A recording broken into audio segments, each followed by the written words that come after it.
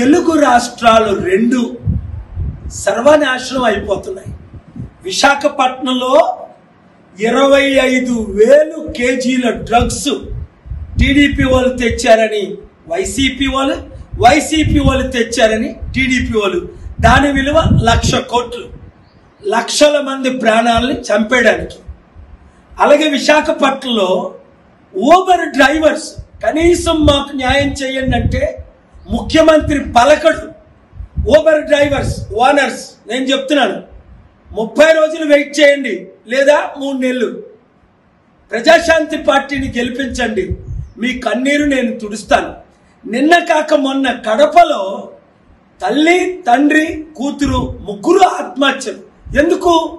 వాళ్ళ పేరునున్న భూమి రాజకీయ నాయకుడు వైసీపీ పార్టీలో ఉన్నోడు ఒకడు దోచుకొని భూములు అమ్మేస్తున్నారట.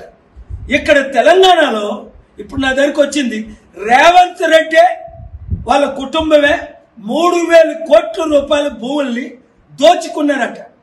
అలాగే కోమటిరెడ్డి వెంకటరెడ్డి, పొంగులేటి శ్రీనివాసరెడ్డి 5,000 కోట్లు రైతుల డబ్బుని రైతు బంధు ఇచ్చేది వాళ్ళ అకౌంట్లకి ట్రాన్స్ఫర్ చేసుకున్నారట.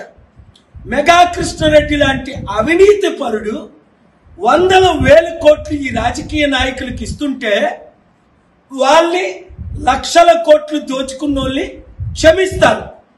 అది ఏ పార్టీ అయినను. అందుకే బీజేపీ భూస్థాపితం అయిపోయింది తెలంగాణలో, ఆంధ్రాలో లేదు. బీఆర్ఎస్ పార్టీని అందరూ విడిచిపెడుతున్నారు. కాంగ్రెస్ పార్టీ ఒటాబొటిగా గెలిచింది. ఈ 100 రోజుల్లో మంచినీళ్ళు ఇవ్వలేకపోతున్నారు, రైతుకు రుణమాఫీ చేయలేదు, 6 గ్యారంటీలు చేయలేదనే ఇప్పుడు ప్రజాశాంతి పార్టీ అమీర్పేట ఆఫీసులో మీటింగ్ జరిగింది. 17 నియోజకవర్గాలు, ఎంపీ నియోజకవర్గాల్లో క్యాండిడేట్లు నిన్న మేము కలవడం జరిగింది నల్గొండలో. రండి, 7569441275కి మీ రెజమీలు పెట్టండి.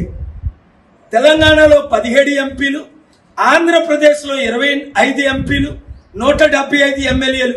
ఇంకా మేము పోటీ చేద్దాం, ఈ అవినీతి లేని రాజ్యం తీసుకొద్దాం, దొంగల కుటుంబ కులపాలన అంతం చేద్దాం, ప్రజల కన్నీరు తుడుద్దాం, బీసీ బడుగు బలహీన వర్గాల్ని అధికారంలో తీసుకొద్దాం అన్నవారు ఆలస్యం చేయకుండా మీరు రేపు ఎల్లుట నన్ను అమీర్పేట హైదరాబాద్లో కలవండి.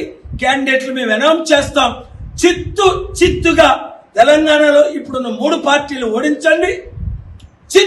చిత్తుగా ఆంధ్రప్రదేశ్లో ఉన్న 2 పార్టీలు ఓడించండి. ప్రజాశాంతి పార్టీని గెలిపించుకోండి. ఈ వీడియో అందరికీ వైరల్ చేయండి, షేర్ చేయండి.